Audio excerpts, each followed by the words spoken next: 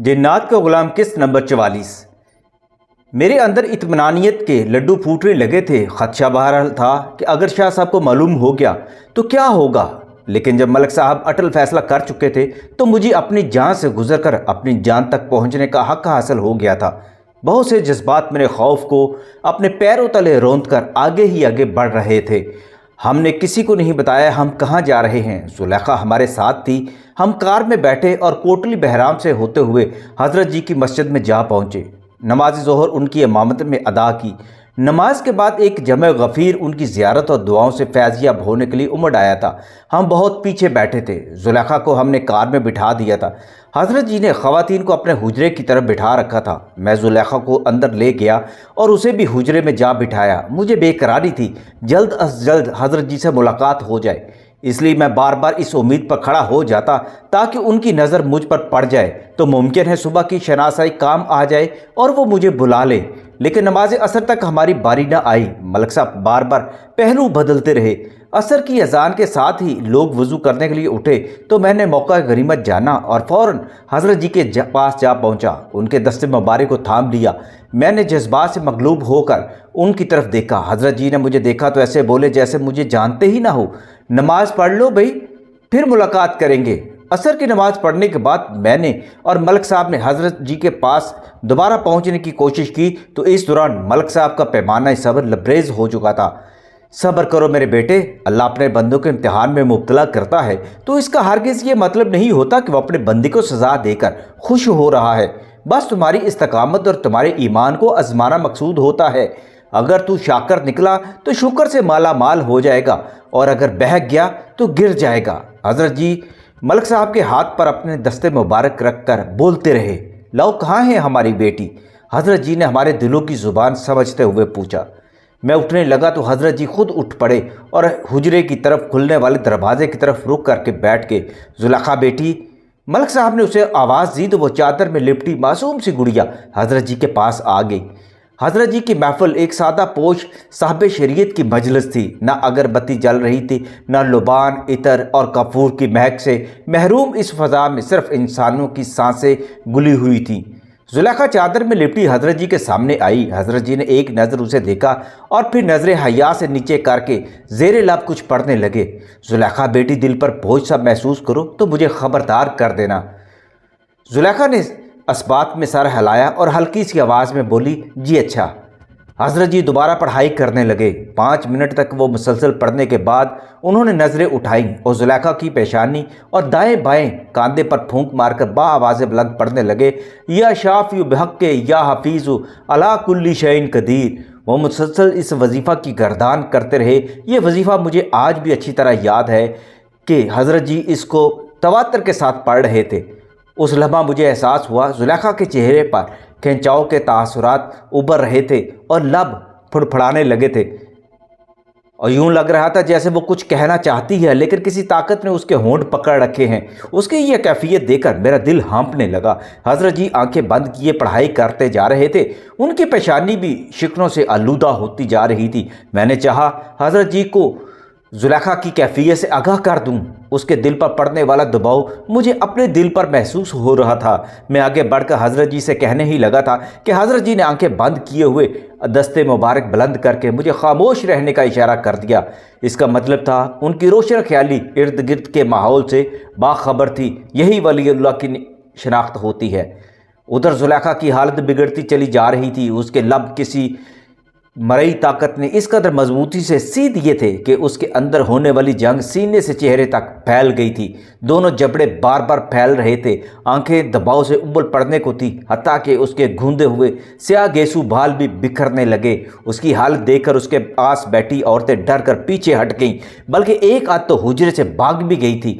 زلیخا نے دونوں ہاتھوں سے اپنے جبڑوں کو تھام لیا تھا۔ لگتا تھا جیسے اس کے اندر طوفان برپا کرنے والی قوت اس کے جبڑوں کا قید خانہ توڑ کر باہر نکل جانا چاہتی ہے۔ میں ہی نہیں، ملک صاحب بھی اس کی یہ حالت دیکھ کر لرز اٹھے تھے۔ اس کی حالت دیکھ کر وہ غبارہ یاد آ رہا تھا جس میں حد سے زیادہ ہوا بھر دی جائے تو وہ پھٹ جاتا ہے۔ जुलेखा के चेहरे को देखकर यही लगता था कहीं अंदरूनी दबाव उसके परख से न उड़ा दे। उसके चेहरे के खिदोखाल बिगड़ते चले जा रहे थे और उधर हजरत जी मुसलसल पढ़ते जा रहे थे। फिर इसके बाद वो हुआ जिसका आज भी तसव्वुर करता हूँ तो पाँव तक मुझ पर कपकपाहट तारी हो जाती है, बदन के बाल खड़े हो जाते हैं। ऐसा दिल खराश और खौफनाक मंजर शायद मैंने पहले नहीं कभी देखा था। जुलेखा की कुव्वते बर्दाश्त जवाब दे गई थी या उसके अंदर शोरश बर्पा करने वाली ताकत का गज़ब आखिरी हदों को छू चुका था।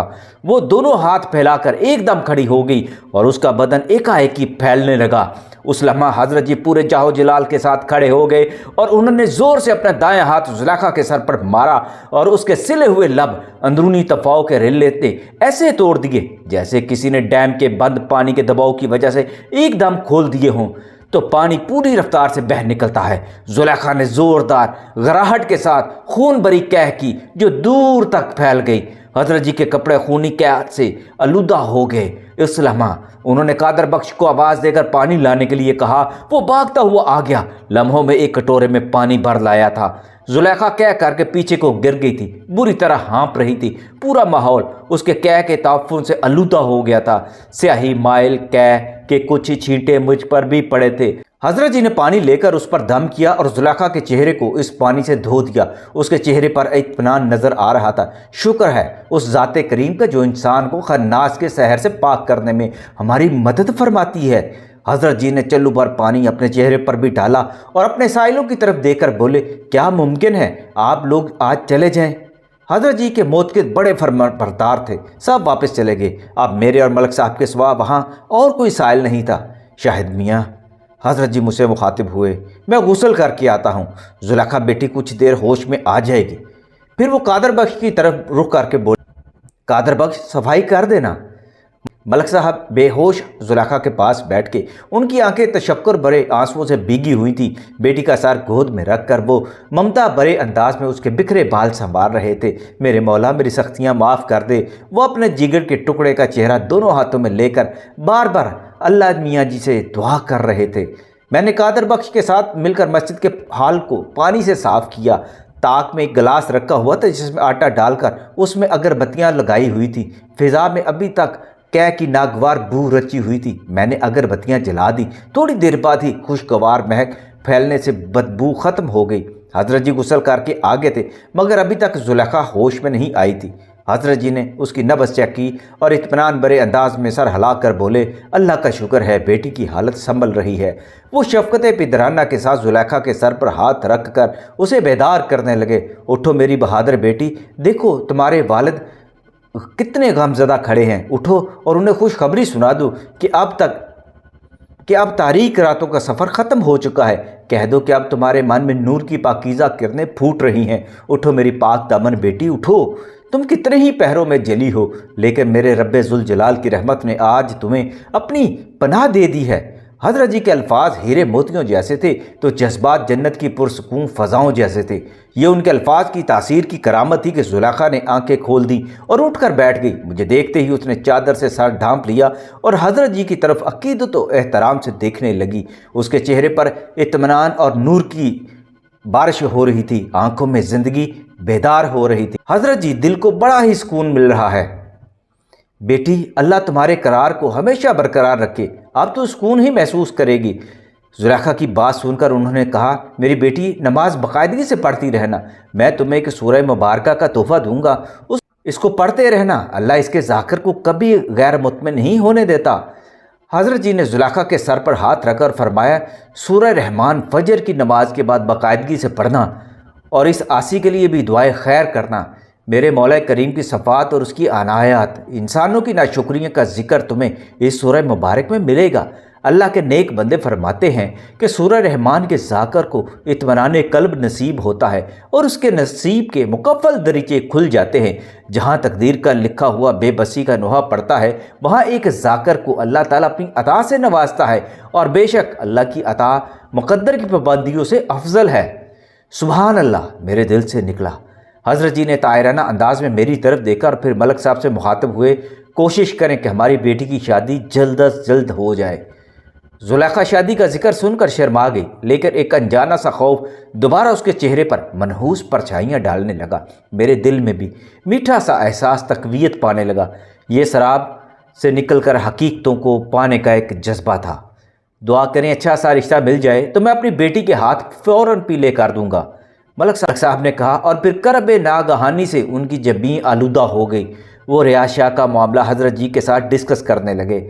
ملک صاحب، آپ اپنے ایمان کی پوری قوت کے ساتھ ڈٹ جائیں، انشاءاللہ وہ آپ کے راستے میں نہیں آئے گا۔ میں نے اس کی ہوس اور شیطانیت کو ختم کر دیا ہے، اسے فوراً اپنے گھر سے نکال دیں۔ جو بندہ شریعت کا پابند نہیں، وہ اللہ کا دوست یعنی پیر اور ولی نہیں ہو سکتا۔ لیکن کچھ بزرگ کہتے ہیں کہ ریاض شاہ کے پاس روحانی قوتیں ہیں۔ میں نے دبے دبے لفظوں میں کہا، روحانی قوتیں حاصل کرنا ایک الگ بحث ہے بیٹے، لیکن جو مسلمان ایک بزرگ کا لبادہ اوڑھ کر اسلامی علوم سے استفادہ کرتا اور دعویٰ کرتا ہے کہ وہ پہنچا ہوا بزرگ ہے، مگر نماز اور دیگر شرعی احکامات کو ملحوظ نہیں رکھتا، وہ کامل پیر اور ولی نہیں ہو سکتا۔ شاہد میاں، یہی ایک مومن کی پہچان ہے، اور یہی ہمارے ایمان کا امتحان بھی ہے۔ شاہد میاں، ایک بات ذہن میں رکھ لو، نماز افضل ترین عبادت ہے، اس کی چھوٹ نہیں ہے۔ میرے آقا سرکار دو جہاں صلی اللہ علیہ وآلہ وسلم سے بڑھ کر متقی پرہیزگار کون ہو سکتا ہے؟ آپ سرکار کے ایک اشارہ پر چاند دو ٹکڑے ہو سکتا ہے۔ اللہ پاک اپنے محبوب کالی کملی والے کی کسی بات کو رد نہیں کر سکتا، لیکن سرکار دو جہاں صلی اللہ علیہ وآلہ وسلم اللہ کے حضور سجدے میں رہتے اور اپنے اللہ کے شکر گزار بنے رہے۔